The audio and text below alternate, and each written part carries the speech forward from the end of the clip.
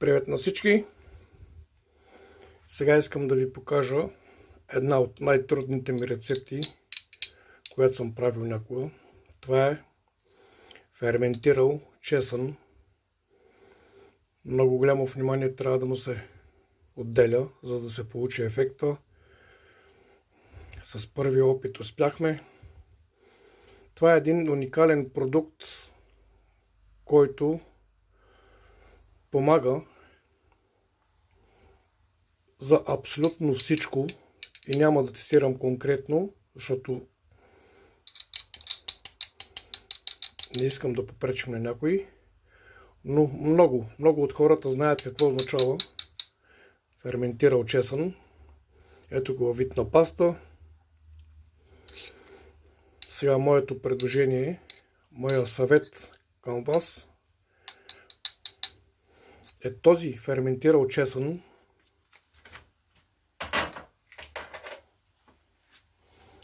за да го смесите с това хималайско чудо Манука Хоник, Манука мед. Това е един мед уникален от върховете на Хималаите. Един уникален продукт, също доказан със своите лечебни сила, своите лечебни качества. Не е както нашия, както българския, но това нещо, ако го направите да го разбъркате с ферментиралия чесъл, ще се получи една отлична и уникална комбинация, лечебна комбинация, която ще бъде във ваша полза.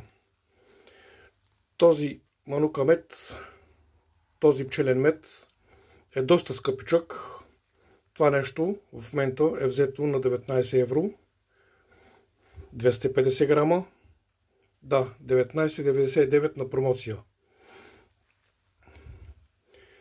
Близо 20 евро, така че килограма.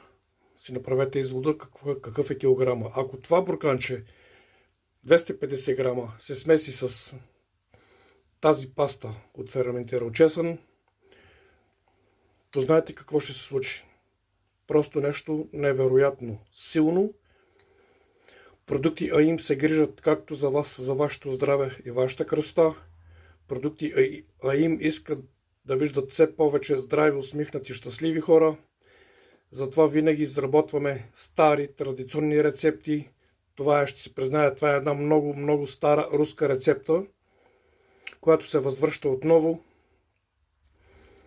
защото нейната лечебна сила е уникална. Говоря само за ферментиралия чесъл, за ферментиралия чесън, извинявайте. А сега, ако се добави, аз пробвах с наш български мед, но не се получи.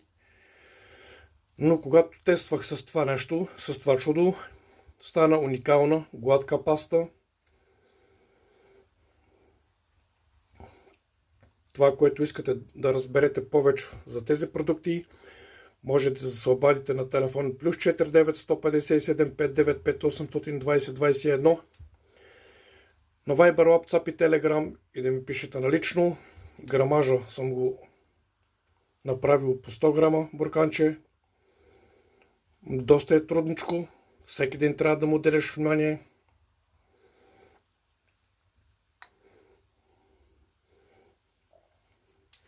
Надявам се да съм ви бил полезен.